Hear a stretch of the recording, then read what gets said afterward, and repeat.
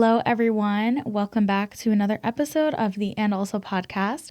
My name is Madison. I am your host. And today's episode, we have a very special guest coming on and a topic that I've just really wanted to dive into with somebody who has been through something similar. Because it's something that I have struggled with personally and has really made a huge imprint on my life. And so finding someone who's been through something similar is just bizarre and amazing that we can connect and then share the conversation with you guys who have maybe potentially been through the same thing as well.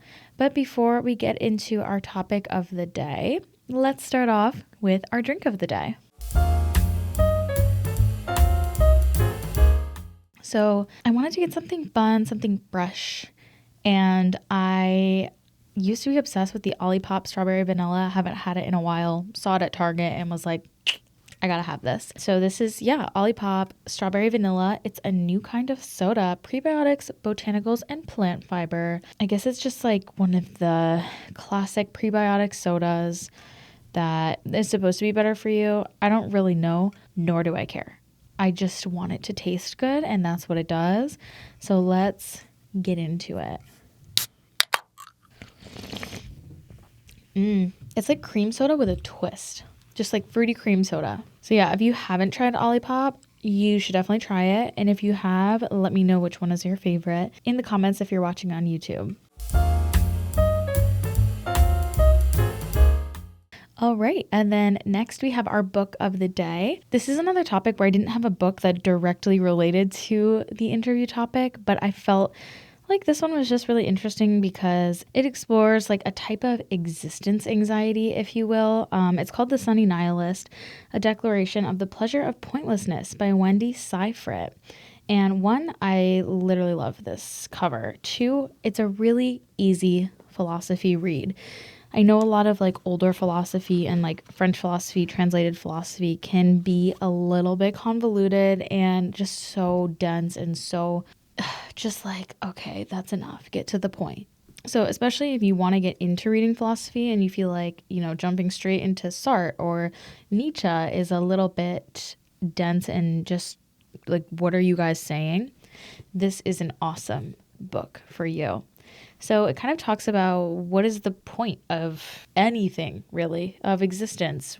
Why are we doing any of this? What is the bigger meaning? Maybe there is no bigger meaning. If you're questioning any of it, this is a way to find optimism in nihilism. And I struggle with nihilism a lot. And I call it a struggle because it is a struggle. It's hard to live a life that feels extremely meaningless and pointless. And for me, even though it's been a struggle to feel that way, it's also helped me find a lot of solace in very small things, like just creating art, moments with my loved ones, living in the now and just trying to soak it all in and make my own positive twists on things. And I feel like this book does a great job at kind of very like simply making you feel better about the fact that this life is, yes, very pointless, very like what is going on at all times and why am I wasting my time doing any of this? Is it even worth it? It takes those kind of nihilistic feelings and just helps to put a more optimistic spin on them. And I feel like I should probably read this again because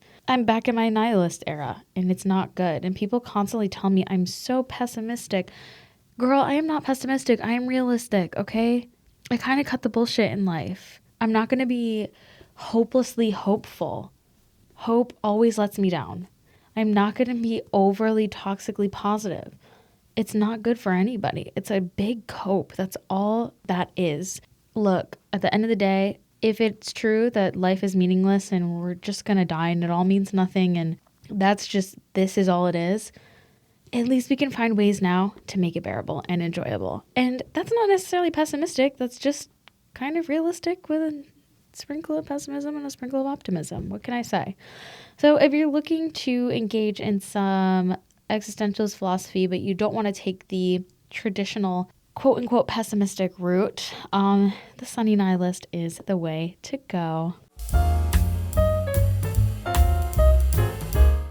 All right, you guys. So today's topic is emetophobia. If you don't know what emetophobia is, it is basically a very intense phobia of throwing up. I'm going to read you the definition so that you guys have a better understanding going into this interview. So emetophobia is an extreme fear of vomiting. It can happen after a negative experience with vomiting, or maybe you see somebody else have a negative experience with vomiting. Someone with emetophobia might experience really intense anxiety prior to or in anticipation of throwing up. It often kind of spirals into different types of anxiety as well. Like for me, it's kind of manifested in having anxiety around eating in general, eating in unfamiliar places, eating foods outside of my comfort zone. And you'll hear more about the guest experience. And honestly, emetophobia has a pretty significant impact on a lot of people's lives, and it's something that is really not talked about a lot. And so that's why I wanted to really get into this topic today. So without further ado, let's introduce our guest and talk about emetophobia. All right, so for today's episode, we have a very special guest. I would love for you to introduce yourself and kind of what we're going to be talking about today. Yeah, absolutely. So my name's Alana. I've been struggling with emetophobia since I was like, oh God, I don't even know, probably since I was like a little kid.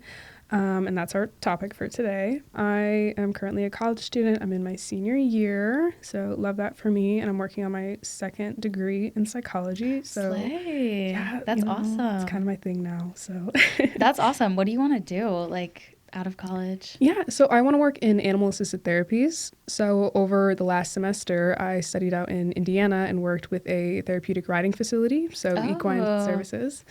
It was really, really fun. But I want to get more into like psychotherapies instead of helping kids with disabilities. I'd be more focused on kids with like depression, anxiety, OCD disorders, OCD-related disorders. And yeah, I could definitely see myself expanding like past equine and more into like the general animal therapy. I really should have brought Geo today. I know. I know. I'm like, dang. Oh, no. Oh my gosh. Well, I definitely could have used that when I was a kid, especially in regards to this whole topic. I feel like so many kids struggle with very niche anxieties, and parents just don't really know what to do or like don't understand it. Or they don't notice it either. That's the thing. So like the thing that I notice with my kids is that one of my students, I guess you could call her, I noticed and I picked up on her that she started being like very picky with like how she placed the saddle on the horse or placed the bridle, or she would do it a certain number of times, and none of the adults or the other kids in the room would pay attention. And it turned out she had an OCD related anxiety disorder. And I was like, oh, interesting. It's like the smallest thing too. Yeah. And a lot of times I feel like it's passed off as just like kid behavior, just like, oh, they're just growing, they're just developing. Yeah. I'm like, maybe it's not that. Maybe it's a little deeper than that. Yeah, actually. like maybe something's actually going on. Yeah. Okay, so I would love to hear kind of your story with emetophobia and just your background and what your experience was growing up and then kind of where it is now.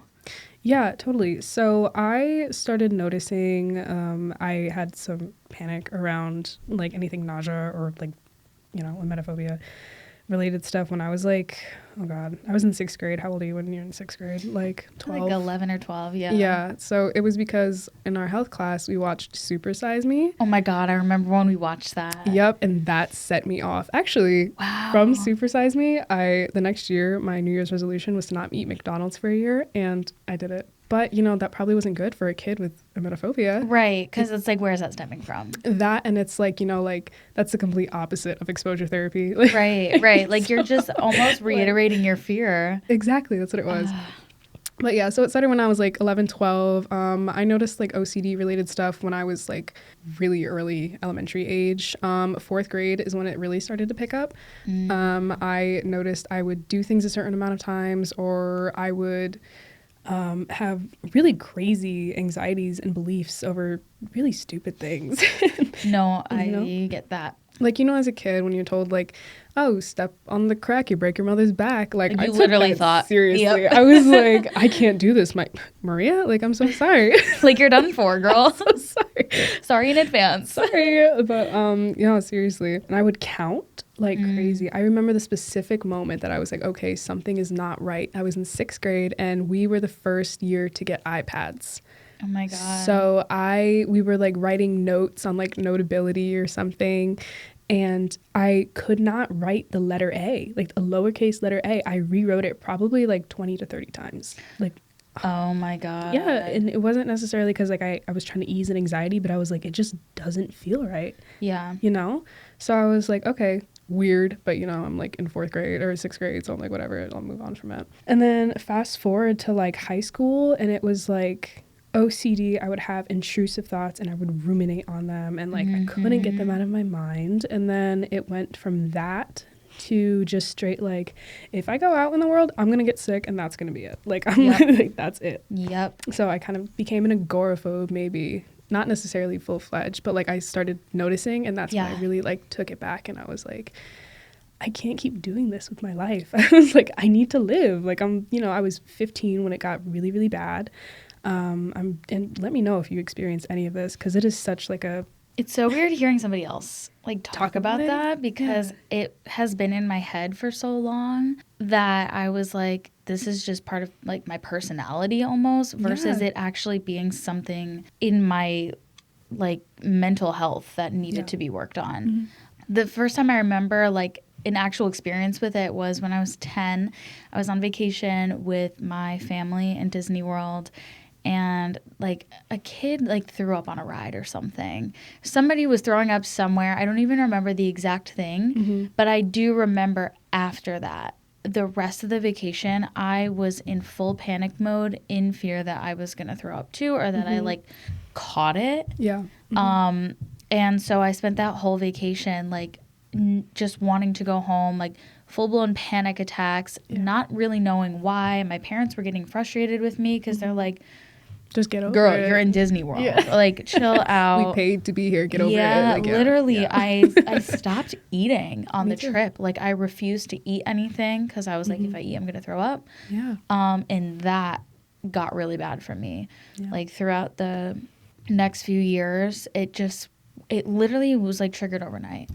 And from that point on, I struggled with eating. And like, even still to this day, I'm super limited in what I allow myself to eat because I am so afraid of throwing up. Yeah. I don't know if you say it probably, but like eating out like at a restaurant every single time, it's like, am I going to get sick from this? Like, I'm like, what if I get food poisoning? Or you hear someone like from like the dining hall, like at college or wherever you are, like they get sick from, like, I don't go to buffets. Nope.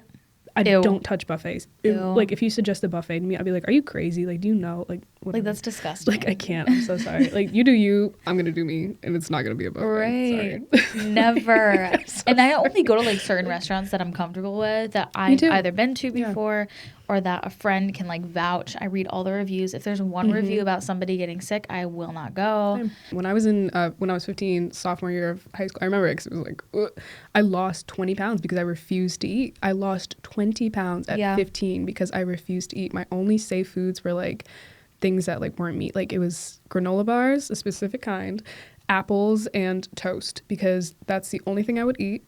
If I decided to try and eat something at night, and this is like when it kind of started getting worse, and I was like, all right, calm down, was when I would start like chewing my food and spitting it back out into the trash. I'm like, because in my head, I'm like, if I don't eat, I'm not gonna get sick, and if I chew the food, then maybe my brain will like trick some hormone or stomach or whatever and think I'm full. And then I snapped out of that because one of my good friends, she told me, she was like, you know, you're like ruining your body and like destroying your immune system, right? Like if you don't eat and you don't give your body the nutrients, like you're going to get sick. Like it's almost guaranteed that you're going to get sick. And I'm like, well, so now what? Now I'm in this dilemma.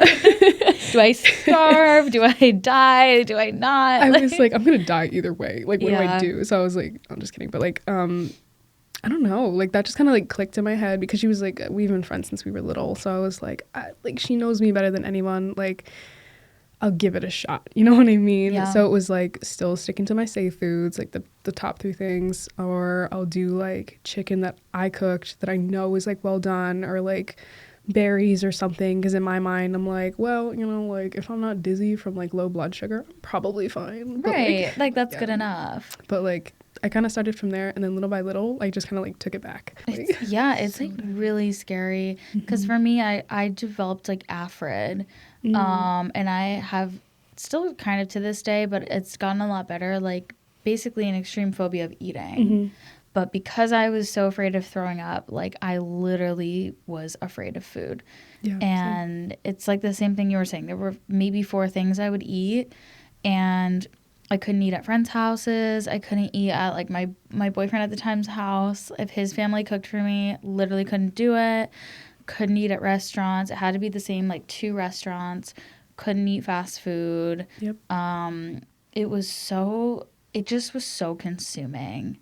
That's the thing with this is, though, it's like it's so time consuming because there's not a moment in your life where like you're not thinking about it. It relates to everything. Everything, touching a doorknob, how you wash your hands. I used to wash my hands until they bled, and then I wouldn't like put lotion or moisturizer on at all because I was like, well, if my hands are sticky and if they're wet, then like germs are gonna stick to them, and then maybe I'll touch my face, and then maybe I'll catch the flu or something, and I'm like, please. I was like, please. Literally, it's like, same. Please, I don't want to do it. It's horrible. I mean, even like going to the gym or exercising or going for a walk, it was like, what if I overheat and I get nauseous and I throw up? What if I pass out and throw up? What if I, overwork my body and throw up?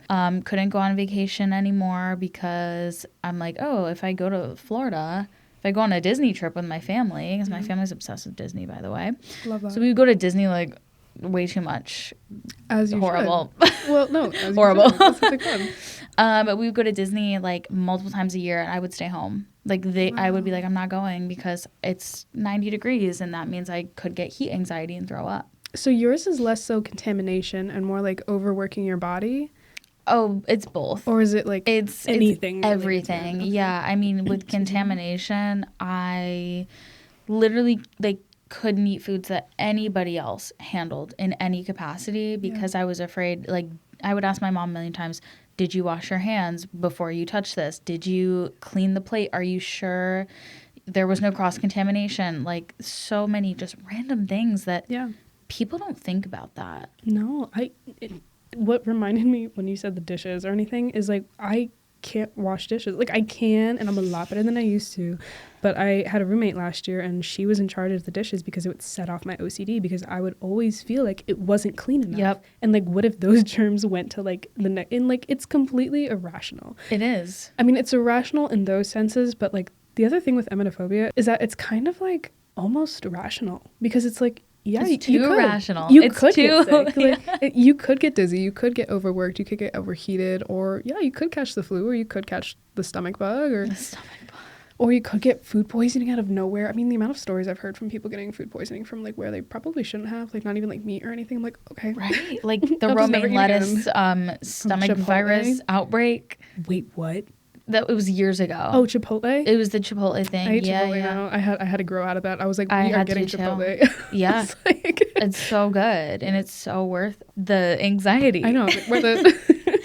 Yeah. But there's so many things. Like if anyone even says, oh, last week I had this stomach bug, I freak out. I shut down. Literally consider like never speaking to them again. Me too. I'm like, gosh. You are infected. I don't want to see you or talk to you. And they get so offended. And like, I get it because I would be too. Yeah. But then your brain is like, don't feel bad. Right. They're sick. You don't want to be sick. Don't. And they're completely better. It was like a week or 2 ago. But your mind is still like, that's an opportunity to throw up. And that's just so scary. This might be a weird question, but like, when was the last time you threw up? Like, actually threw up? This question. I'm kind of proud of it. I haven't thrown up since I was like a little kid. And that's bizarre too, because it's like most people who have emetophobia don't throw up. They're not common pukers. Like, no one's throwing up. My boyfriend, I feel like, pukes like all the time. And like, I'm sorry. No, the first time my boyfriend threw up in front of me, I was like, I don't love you anymore. So dramatic, but yeah, I feel that. Oh my, he'll text me and he'll be like, because we've been long distance for a long time. I mean, we're together now that like things have settled down, but like he would just be like, oh yeah, like I just didn't feel good because he has like a terrible immune system or something, and like don't talk to me about it, don't tell me about it. I like, won't kiss you anymore. I'm just like, listen, I'm just like, ugh, I'm way past how I used to be. Yeah. I used to be so bad, and I don't know if it was just like how I developed as a kid or like. I don't know. Well, no, because you had it as a kid too. Yeah. I'm very stubborn though. I was like, I'm not going to let this control me. And I literally I changed everything about my mind because I had to. Like, I couldn't live like that. Yeah. And it was so time consuming, and it wasn't just emetophobia. It was, oh God, it was like OCD just in general. I struggled with like contamination OCD, and that's where emetophobia came. But the core of it was my OCD. Yeah. You know what I mean? Yeah. Because for me, my OCD is compulsive thoughts and obsessive thinking. Like I will just get stuck on something, like any sort of hyperfixation. I think it has a lot of crossover with my ADHD. Oh yeah. And I will like think about it to the point where like it makes me feel insane. Yeah. And I can't stop. And it'll be like the most random thing. This one's so random, but I think it's all related to my fear of throwing up. When I see a pregnant person. Stop it. I was literally just talking about I was literally okay, keep going. Sorry. No, go ahead. Go ahead. No. So like I get so angry when I see pregnancy. Me too. I feel like I'm going to catch the pregnancy. Me too. It's like I'm literally afraid that if I look at them and we make eye contact, that I'm going to get pregnant and that somebody close to me is going to die. Like that's the correlation. I'm like, if I make eye contact, someone I know is going to die and I'm going to get pregnant. Yeah. No, mine is like, I look horrible. at you and like my anxiety shows up in like anger, very much anger. Like I'm quick. If I'm anxious, I'm like, get away from me. Don't talk to me. Literally. And if I see a pregnant person, I just like, my brain like flips. I am like, I don't want to be near you. I don't want to see you throw up. Like, it's I don't want to gross. catch the pregnancy. I don't want to be pregnant and get sick. Like, God forbid. Like, I'm not going through like 9 months of that or like a first trimester of that. I'm not doing it. I'm so scared. Would literally rather be dead. That's what I'm to be honest with you. And I want kids. That's the sad part is like I do and I don't, but I do. And I just need to get through this fear. I don't like saying get over this fear because like that's really not how it works. Like you can't just be like, all right, I'm done. Yeah, I think there's always going to be like pieces of it that there's kind of still linger. pieces. Yeah, but absolutely. There's ways to cope with it Yeah, in your absolutely. day-to-day life. When it stems from OCD too, it's like you have to retrain your mind and basically convince yourself that you are safe in a way. But I'm telling you, the day that I throw up is the day that I'm back to square one. Same. It's like, okay, well, I made it this far. Now I can't trust myself. Yeah. Because I didn't do all my rituals and didn't do all my things, and I wound up throwing up. Yeah. Yep. It's absolutely your mind taking over. Like it's like your brain takes advantage of this one little weakness that you have, and it just like goes full force and like runs with it. So I was 15 when it peaked. It was like flu season, like winter. God forbid winter comes around and flu season comes around, and if you're near me and you're sick, don't. I'm leaving the room. I'm out. Or I'm telling you to leave the room, go home if you're sick at your work. Like why are you showing up to work when you're sick? Yeah. Be for real. Oh, so I was 15 when it got really, really bad. Right. And I feel like I lost a lot of my friend group from that because I never wanted to go out. Yeah. Or one of them was sick or one of their siblings was sick. And like in my head, I'm like, okay, you might not feel sick, but you could be a carrier. Therefore, I'm not going near you. So what was COVID like for you? Awful. Oh my God. I was on senior trip when COVID came around, and it was my friends and I, and we had gone on our own little trip to Florida, and we had gotten the news, and I was so mean. I was so rude. I was probably like I don't blame you. obnoxious to be around, but like I had probably the worst panic attack of my life. Oh my God. From just hearing that this was like a real possibility, because like the thing with like my anxiety is that it's like, it's weird because I have like kind of like a sound mind. Like I'm very proud of the fact that my mind is like able to like rationalize things. I think that's actually like a coping mechanism that's like really not actually good.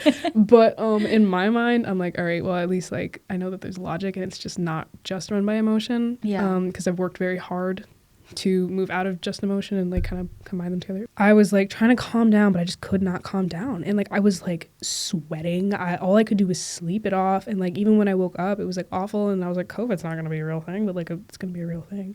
And then when I was 16, so this is before the pandemic, like 5 years before the pandemic, I was like, I can't keep doing this anymore. I was so tired of it. My mom had recently had a surgery and we were eating, I think it was dinner, and she got sick in like the kitchen sink, and I was standing in the corner just like holding myself. I'm like, what do I what do I do? That exact thing happened to me before. Yeah. And like she held me afterwards. She's like, it's okay, it's fine. And I don't remember anything before and after that. I just remember the moment she's getting sick, and I remember the moment she's telling me it's fine, and I'm like, it's not fine, get away from me. Like, thank you so much for saying that, but now you are a red flag. Yeah, seriously, I'm like, get away from me. But yeah, like in my mind, like it's really like not that serious. Like if you really think about it, like, okay, I'm gonna throw up, I'll probably feel better afterwards. Yeah. Like everything's gonna be good. But in the moment, like if you even, I don't know if you feel this way, but like the second my body feels slightly off, like I'm out of homeostasis in some way, whether it's, oh, my head kind of hurts, or I'm a little bit warmer than usual, or just something random, you're like, well, I'm on it. Now like, I can't trust it. Yeah. And it'll send me into like a full panic as soon as I notice something is off. Yeah. And it's so intense. It's like, maybe you're just warm. Maybe you just need to take your sweater off. Yeah. But in my head, I'm like, okay, I have a fever of 115. I'm dead. Yeah. I'm just somehow still conscious, and I'm going to throw up any second. And here it comes. And there's no coming back from it. Like, this is it. Like, you're just lying dead like a Victorian child. Literally, you're done for. You're done for. Tucked in, pale, and dead. You're gone. That's it. I do have an interesting question that kind of popped up. What is your relationship with alcohol? I started experimenting with alcohol and like started actually drinking like way later than I probably should have. I was probably like 18, 19. I would have like sips of it here and there, but like never enough to have a buzz as a kid. So my emetophobia was like terrible when I was like 15, 16. I got like through it, got over it, rewired my brain by the time I was like 18, 19. How old are you now? I'm 21. Okay. I'm 21 now, so I've like drank way too much before. I've, to the point of like almost throwing up, like very close, like you should have. Like I should have, and like I'm surprised that I didn't. Probably the only reason why I didn't is because I just fell asleep or something. Like now I don't drink like I used to because like I realize that it's a depressant and it's kind of like poison for your body and whatever. But like I don't fear throwing up from it. If I see someone else throwing up from something that's like not something that I can catch, such as like the flu or the stomach bug, and if they're sick with like, I don't know, like food poisoning, like you can't catch food poisoning from them, or if they're just drunk and they're throwing up all over the place, like I can't catch that. Yeah. So it's like me trying to be rational is like, I'm okay, I'm fine, I'm not going to get sick from this. I didn't drink as much as them. I can't get sick from this because, it's not something I can catch. That was like a really big step in like my emetophobia, because I was like, if I can't get sick, then is it really going to hurt me? I hate it. I hate the sound of it, yes, but like I can get through that and like I can expose myself to that, whatever it is. And it's like, I still don't want to look at it, but like God forbid one day, like I have to. Like, and I've had to take care of friends who are like getting sick all over the place, you know what I mean? Because they're drunk, but like, I don't know. Like as a kid, I could not handle that. But like now that I'm grown and I'm like, I need to be able to function in my everyday life. Like I was like, I can kind of handle it. I don't want to, but like I can't. Right. Yeah. If I see somebody else throwing up, like for anything, it literally doesn't matter if I can catch it or not. My brain tells me like, you're gonna get you're sick. Next. Yeah. Get ready. Tie the hair up, girl. You're next. Oh my God. No. It's really bad. So I'm a waitress. I work in the food industry. The thought of being like around all of that food, like what if I serve something to someone and it makes them sick, or what if they like get sick in the bath? I've heard people get sick in the bathroom. I've heard horror stories of like the bussers, like the people who take care of the dishes and stuff, they'd have to go out to the front and like clean vomit off the handle because they didn't make it to the bathroom in time. But like I was like, I'm so glad I wasn't there for that shift, because I would have cried and left. Like disgusting. No. It's so bizarre how one little thing that's like it's just a bodily function. Yeah. It's just something that our body does to keep us, like to get a bacteria or like a virus out, or to get it's a just bad trying to make you feel better. Like, it doesn't mean. Yeah. Basically, the last time I threw up, I got surgery. I was on a painkiller that I wound up being allergic to, like mixed with the antibiotic I was on. I'm at my mom's house, and all of a sudden I just kind of had this, the feeling right before you're going to throw up, like you could just sense it. Your body gets like kind of hot. You start salivating. Yeah. And you're like, I just knew. Good. Yeah. I was fighting it bad. And I went downstairs. I was like, Mom, I'm gonna throw up. I'm so scared. Like, full panic attack. We realized it was probably my medicine because I was like breaking out in this rash. It was horrible. She's like, okay, just go in the bathroom. I'm like, I can't. Once I go in the bathroom, like, it's real. It's really happening. And she's like, Madison, you have to go in the bathroom. Yeah. Like, please, just, it's gonna happen. We'll worry about it after. Like, you're gonna throw up. Like, she could see it. I was literally like pushing it down. Like, you were like green in the face. Literally, I was like gagging and like wouldn't throw. It was horrible. No, I'm so sorry. So she like drags me into the bathroom. She's like, girl, just, it will be over in 5 seconds. Like, your body clearly needs to get this medicine out. So just throw up, like, please. I am refusing so bad that when I couldn't resist it anymore, my mom is trying to bend me over the toilet. I put my head back. Sorry. He's like, if it's gonna be like what I think it is. I literally put my head back and tried to choke myself on my vomit. Oh my God. Are you serious? I'm so serious. Damn. I leaned back. I was puking like up. And it was going back into my throat. Like, that's how. Wow. That is.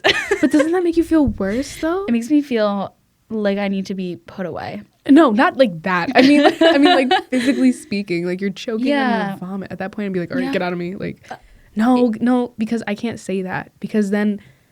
I wish I could. Because then it feels like you lose. Yeah. That's kind of what it feels like. You throw up and you're like, I lost. Like, I did the thing I've been avoiding for the last 10 years. It was the thing I said I would never do. Or I became what I wanted to never become or something like that. Literally. But did you feel better? I did. Like, I did feel better. Okay. It was so dramatic of me. Like, and it felt like an out-of-body experience almost. Like, I didn't think, like, okay, next I'm going to choke myself on my vomit so I can avoid this. It's just, like, that was my reaction. Yeah. Like, it wasn't a conscious thought. It was like, it's just going to happen. It's like, I guess this is what I have to do to survive this. Yeah. Not survive it, girl. You're going to choke and die.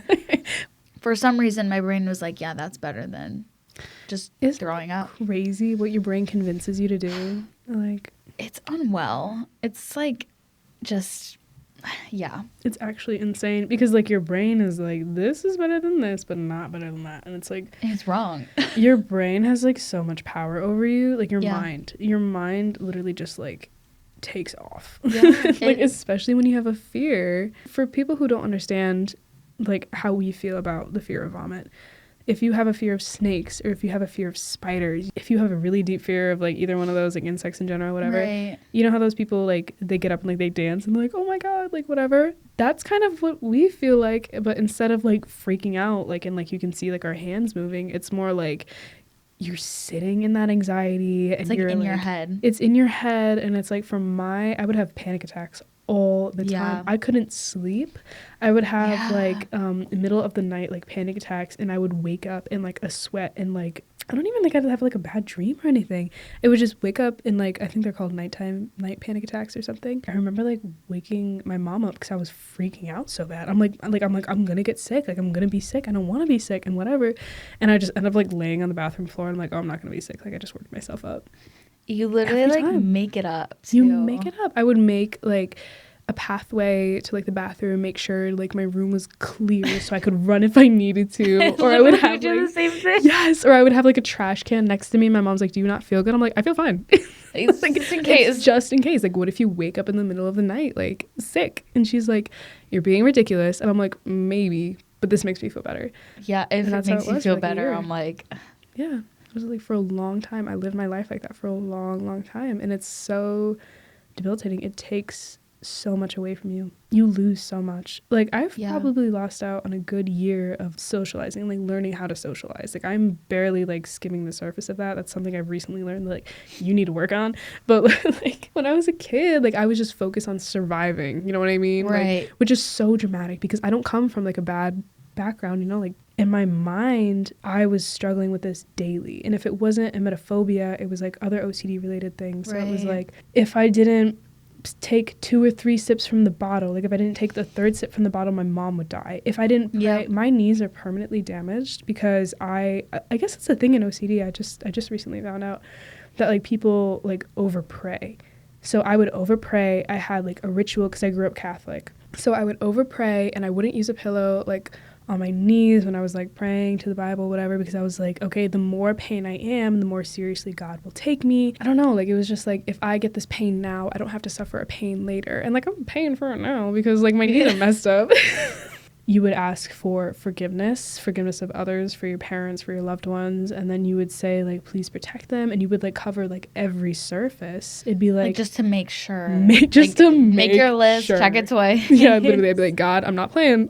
Like this is what I meant, and you can't twist my words because this is what I meant. I'm like, where did we come up with this? That's the thing. That's is like crazy. We just like we're so like creative with it. So you said you tried therapy. For emetophobia. So what was that like? I'm curious to see if it was anything like mine was. She honestly didn't really help too much. And I think that's because I didn't really help her to understand. So she would give me like little quizzes and stuff and like homework to see like where my mind was at. But I would either just like not really be truthful about it, or like by the it's like you're sick, and then by the time you get to the doctor, like you feel better kind of thing. Yeah, that's how therapy is. Like I agree. Yeah, like you have all this stuff that you're like, I'm going to talk about that in therapy, but then you get to therapy and you're like, I feel fine, like everything's good, like I have nothing to sorry to waste your time to go over you. That's kind of how it was. It was like she tried to help me, and then I think around the time I started what I was talking about before, like when I wouldn't eat or anything, I would like spit out my food or whatever. Yeah. She looked at me and she was like, you what? Like she literally said that. No big deal. Because up until that point I hadn't told her anything. What do you mean? She was like, so you've been dealing with this and doing this or not doing this, and she's like, and you haven't said anything? And I'm like, my bad. Like I didn't think it was that serious. And then she's like, that's not normal. And I was like, all right, well, like, way to make me feel bad. It's like literally. But yeah, so she didn't really do much. But it again, not her fault. Like she was a wonderful girl. But I've learned that it's called, oh God, EMDR. Yeah. Eye movement. What's it called? My friend's dad does it. EMDR. I just forget what the D is for. For those who don't know what EMDR is, it's like you're kind of bringing like a specific, usually it's used for CPTSD people, like complex PTSD. You could also use it with people with panic disorders or depression and anxiety or phobias now that they're using it on because it's very effective, supposedly. And it's also really well researched, which is really interesting. EMDR, you bring up something really traumatic, like a specific event or like a specific phobia in this case, and the therapist will kind of like walk you through that. And they'll be like, okay, well, what feeling does this remind you of, or what does this feel like when you do this? And they kind of wait and watch for you to shut down or have some sort of reaction, because then they know you're kind of into it. And it's like a bilateral something. Basically, they're moving something back and forth, whether it's like a ball on a screen or their finger in front of you, or they'll do like butterfly taps. And it's like bringing your brain from like this like crazy traumatic moment, experience, whatever the case might be. And I don't want to misspeak, but it's like it makes like new pathways in your brain, kind of. Yeah. And it like retrains and literally rewires your brain. So it's supposed to either make it like go away completely or make it much more manageable, which is so interesting because it's literally just like moving your eyes back and forth. Just doing that can like change your life. Even with emetophobia, like my parents would get frustrated with me that I wouldn't eat certain things, or that I was a picky eater, or I was taking too much time to eat, or whatever the case was. What I needed was for them to just like talk to me and maybe, you know, in my head, I didn't even know what was going on when I was 10 and like having a panic attack in Disney World. Like I remember sitting, we were like in a restaurant, and I just felt this like panic come over me, and I ran outside of the restaurant, like sprinted through all these people, went outside, and my dad like chased after me, and we sat down, and I just remember crying and saying like, there's something wrong with me. There's something wrong with me, like over and over again. And he was like, you're fine. Just go inside and eat your peanut butter and jelly. Oh my God. And I'm like, I get it. Like with the resources that they had to understand this stuff, they probably thought I was just being a dramatic kid. Probably. But for me, it was like I genuinely thought that I was not normal, and that like there was something seriously wrong with me, and that reiteration of like, just go inside, you're fine, like that told me that like I was not worth fixing. Oh, God. And so it continued, and it was something I couldn't talk about because it's like, oh, they're just going to tell me, okay, wrap this up. Like, that's enough, like, you know? Yeah, like, be done with the performance already. Yeah, like, you're so dramatic. They don't realize, like, it's not your fault. Like, you wouldn't be that way No. if you couldn't. You know, if you could, you wouldn't be afraid of anything. Right, you know what I mean? Right. And if someone would have just taken the time to, like, talk to this child, this literal child who doesn't know why they're having these feelings and who's expressed, like, I don't know what's wrong with me. I don't know why I'm feeling this way. All I needed was for somebody to just like be there. And I feel like especially with phobias, it's very like just do it or just stop being scared. Like it's not the same as being afraid of something. It's like a whole different level. Like there's a lot of things I'm afraid of, but the phobia, it's like a whole other thing. It's not comparable. Like I'm afraid of dogs. But I can pet a dog. I have a family dog. Yeah. I don't mind dogs, but I'm afraid of them. But it doesn't hinder my ability to like. But your life doesn't revolve around. Yeah, I'm not like, hey, I can't go out today because I might see a dog. Yeah. For me, it's I can't go out today because I might catch a disease and throw up, or I might get too hot, or I might be in the wrong place at the wrong time, and I might throw up. And that's the difference. That's probably what our parents were struggling with, is that they just didn't get it. You know, that's not something they had to deal with before, ever. Brand new to them, same as us.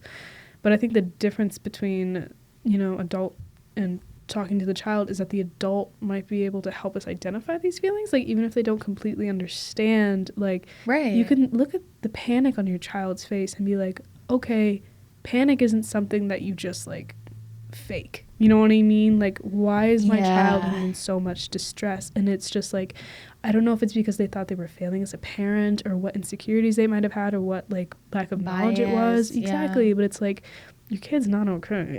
Right. Like, it's very clear. Miss Girl is shaking and quaking outside the Disney hotel. Like, this is the happiest place on earth. What is she doing over there? Like, why is she shook in her boots? Like, help her. How do you feel like your emetophobia or even OCD in general has impacted your relationships with other people?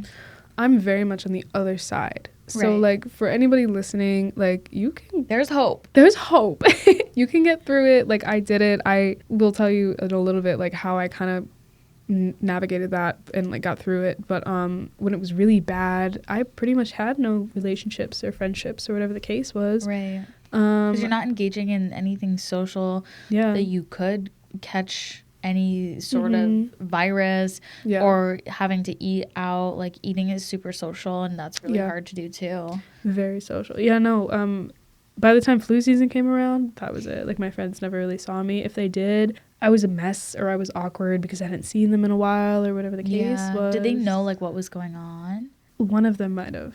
But she was dealing with her own stuff. So I don't really ever have... I don't think I've ever held it against her. I don't think I ever would either because we were kids, you know? Right. We were just figuring it out. But, like, as for my other friends who did and who didn't know, I feel like if they were actual friends, they would have handled it a lot differently. Yeah. I'm giving that one friend a pass because she was really going through some hard things. It was just a very isolating thing because they stopped inviting me to places or they stopped being like, hey, like... you want to come out or whatever? I'm like, no, because like you're sick or your brother was sick and I don't want to get sick and you might be a carrier. My mom and I had like a really rough patch too because she didn't understand like where this fear was coming from, why I was this way, why like I was praying unnecessarily and I like hurting myself. You're being ridiculous, but in my end I'm like, no, I'm being perfectly rational because I haven't thrown up in years. You know what I mean? Yeah, like I fought it. I'm fighting. Fought it, and I'm a soldier, survivor, fighter, war veteran. I don't know. Like, what about you? Like, growing up and now? Like, oh, gosh. I feel like I didn't even realize the impacts that it had in the moment. Like, I didn't realize why I would isolate or why I would do some of the things I would do. Looking back, I would say the time where it has had the biggest impact has been probably the last like 3 years or so, especially when I was living in the city, because there's so much opportunity to get sick. Yes. Like everything is grimy and slimy and going like on the subway and touching one of the handles or whatever. Especially in the summer, I have like a huge problem with summer. Really? I hate summer because I get like heat anxiety because I'm afraid it's going to make me throw up. Like I'm going to overheat and throw up or pass out or get a headache and then throw up. Like it's all kind of related to that. So over the summer, I really wouldn't see any of my friends. And I'd just be like, oh, I'm busy. I'm working. I'm, just not available to you. And eventually people stop asking. Because like when I say no to everything for like months on end, it's like, okay, she's going to say no. We're not going to bother.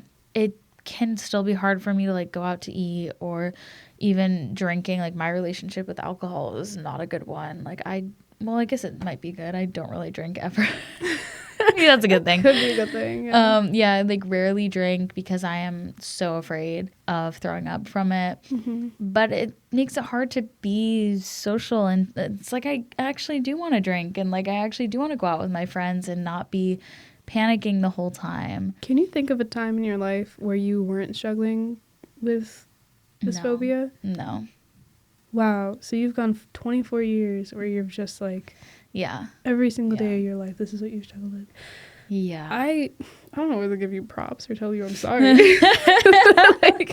Because I know. It was so bad when I know how bad it was. I'm sorry. It's unbearable. I mean, it's definitely gotten better just because I also got to that point of like, I can't live like this. This is really bad. And if I continue, like, I'm going to wind up isolating and probably starving myself to death. Yep. Honestly, I just don't want to do that because I want to not be this way so badly. It's like constantly fighting myself. Like, I don't want to be this way, but you have to be this way because it's keeping you safe. But then you're like, no, it's actually not. It's like hindering your life. But then you're like, but you haven't thrown up in X amount of time. So I just constantly feel like I'm fighting myself and I can't just like be the person that I am. Okay. Because it's constantly being altered by this fear. It's like this feeling of like you're never going to be present. Like you're never there because your mind's always worried about this one thing in particular. And it's such an impending doom feeling. Yeah, that's exactly what it is. Do you struggle with like panic attacks or anxiety attacks? I would not classify myself as someone who has anxiety at all outside of like throwing up. Okay. And food. Okay. But like in general, like social anxiety, not really. Like public speaking, give me the mic. Like, I mean, yeah, here we are. Yeah, I don't really have anxiety. I wouldn't say, but do you? I used to have really bad anxiety. My anxiety is anger, or I completely shut down entirely. How did you do this rewiring of your brain? Like, what specific things helped you? Yeah. What didn't work? This is my favorite question in the world, maybe. I am a very stubborn person. You cannot make me do something unless I want to do it or I convince myself that I want to do it, right? So when I finally had the realization that my mind had control over me, and I think this is also a part of like me just having control issues in general, which I'm a lot better with now, I would literally tell my brain, like any thoughts that came into my mind, I would tell them to like F off, leave, like literally like off, like I can't. Get out of here, girl. Get out of here. Like I don't need you, like you're irrelevant. Like you're just an intrusive thought, that's all you are. And it worked. Any thought that came to my mind, I'd be like, all right, out of here, that's it, like you're not invited here. And that's how I started. And then I figured out what exposure therapy was. Actually, what's really interesting with the way I learned how to deal with my OCD is that like I didn't ever really think of like looking, like I would look it up, but like it would be mostly like people with their own stories. But they never really gave like an example of how they fixed it sometimes. Like, they gave examples on how to cope with it. Right. But not fix it. And I was like, I'm fixing this. Like, we're not dealing with this. I'm not going to do this for the rest of my life. Like, I can't. And like, I was one of the lucky ones where I managed to get out of it. And that's because I would tell my intrusive thoughts to go away. One of the things I learned about anxiety in my psych class, by the way, game changer, is that when you're having like an anxiety attack or like a panic attack or like you're very nervous about something, move. Like, if you are sitting there, move. Because it tells your brain, okay, I'm sitting in this anxiety and like this is where the danger is. But if like I move to the other room, I'm away from the anxiety. Yeah. It is so interesting. And that works. That does help. It works. lot. Yeah. Or I would put things on my own terms. So like if my heart was racing because I was starting to get anxious or whatever because I thought I was going to be sick or like whatever the case is and like working myself up, I'm like, no. So then I would start like, I would either hold my breath or do some like kind of like cardio, like jumping jacks or whatever to get my own heart rate up and be like, see, like I'm in control. Like, and it would rewire my brain. Interesting. Yeah, it was really fun. And I think maybe kind of telling those thoughts to just go away, it almost can become habit. You start to do it subconsciously after some time. At least I could imagine that maybe. Yeah, that's actually the reason why I don't have as many thoughts or as many like ruminations that I used to, because I would tell them to go away and they did. Right. So it was like really fun to know that like I could do that and it works. And was it hard at first though, like convincing yourself that it was okay to let the thought go? Yeah, the thing with anxiety is that you literally have to sit in it. And the thing with emetophobia or any phobias or fears in general, you have to sit in it, and that's like what exposure therapy is. So I learned through my own trial and error like what exposures could work. So I would like, instead of like watching someone get sick or something, I saw this one girl on TikTok. What her therapist did with her was she had her list out like her trigger words. So like nausea, vomit. My least favorite one is puke. Like there's something really gross about that one. I hate the word. If anyone says like that word, I'm like, get out of here. So like, gross. Just say like get sick or something. But for me, it was like I would make myself sit in those anxieties, and I was like, I don't care how painful it is. Like it is this momentary pain for like something that could last me a lifetime, and it did. It actually did, which is like amazing. It was really difficult sitting in those anxieties. The first few times I said it, I remember I was like, oh my God, like my mom's gonna die. I'm gonna get sick. I'm gonna die. Like something's gonna happen. And, you know, again, like my emetophobia stemmed from my OCD. So I knew that like if I took care of my OCD, my emetophobia, and like these rational, irrational phobias, whatever you want to call them, like they would probably go away, and they did. What advice would you give to somebody who might be dealing with this or any sort of like OCD kind of compulsive thoughts or anything under the umbrella? What I know from my experience and my struggles, I got better. For the people who may not have those resources available, like therapy or anything related to that, or even like a support group, you can do it on your own. Yeah, like you didn't use you can't. Your therapist really, like that didn't even work out for you. No, and I'm still on the other side of it. Yeah, so it's like not an essential. It's like you can want it so badly, but did you really like for me as a kid, it was like I was saying that I wanted it, and I'm not saying this for you because I know how badly you want it, because you've been doing this for years and you're grown and you're like, I still hate this. Yeah, it's like, oh my God, somebody let me out. Yeah, but like as a kid specifically, you know, I was like, oh, like I don't want to struggle with this anymore. But then like once I really decided, and my brain was like full-fledged of like, I'm not doing this anymore. I'm tired of it, and I'm not doing it, and you can't tell me that I will because I'm not doing it.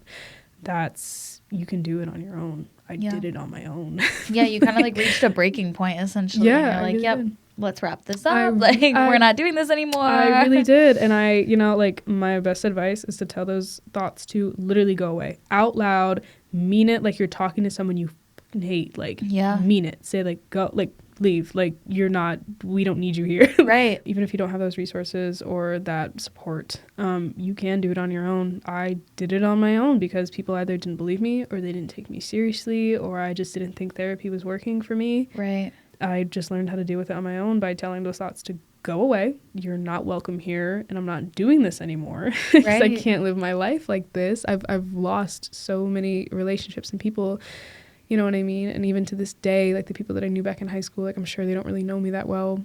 You know? They think of a completely like different person when they think of you. Absolutely. Like someone you just don't even associate with anymore. Which is probably a good thing. Like you're not supposed to be who you were when you were 16. Yeah. Obviously. But like in the sense of like my mental state is a lot better than it used to be. Yeah. So for people who are struggling with this and they feel like they'll never be on the other side of it, you will be. You know, it just takes time and determination, and that might be so frustrating for someone to hear who's been dealing with it and they feel like they can't be on the other side of it. But like there will always be that one thing that clicks at some point. Like, right. You know what I mean? That you have to be hopeful for that. Like you have to just keep looking for that thing that's going to make sense, or like that coping mechanism or whatever it is. It's just going to work. It just clicks. And then you're like, well, there you go.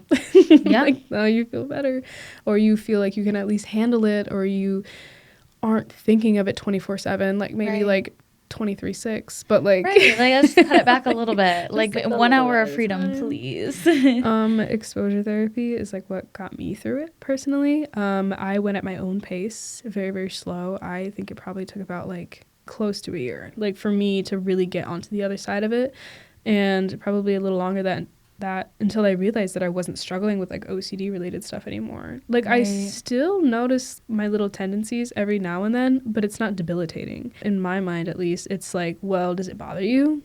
No.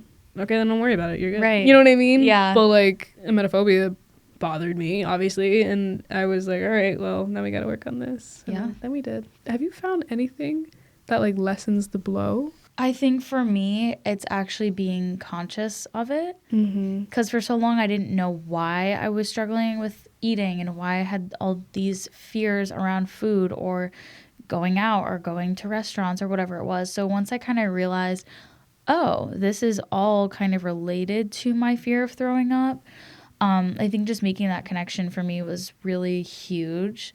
Because once you kind of have the language to understand something, you can take the next steps. And so I think it was just like talking to my family about it and saying like, hey, I finally figured out what this is called and like what this means and like what to do to take steps to maybe get through it. Just knowing what it was and knowing that I can do something was like kind of helpful for me. Yeah. This whole thing and like any sort of process of getting better is like baby steps. Baby steps. Because if you are someone who has like a severe enough phobia, anything feels like it is too much. There has been a point where I remember we went on a trip to like, I think it was Florida, and I was on a plane, and God forbid we're on a plane. Like you can't go anywhere. You're like the most out of control that you can be. Because you can't get up out of your seat. You can't, if you're sick, you get into this little bag. What if the bag spills everywhere? Like I literally had to like whenever I'd go on planes, I would have to put the bag like away. Like I couldn't even look at the bag. So I was like, if I look at it, it's gonna make me throw up. Like we were on the plane, and it was myself, my mom, and my best friend. And I thought I was going to be sick. I think I had like some like little bit of like altitude sickness or whatever it might have been.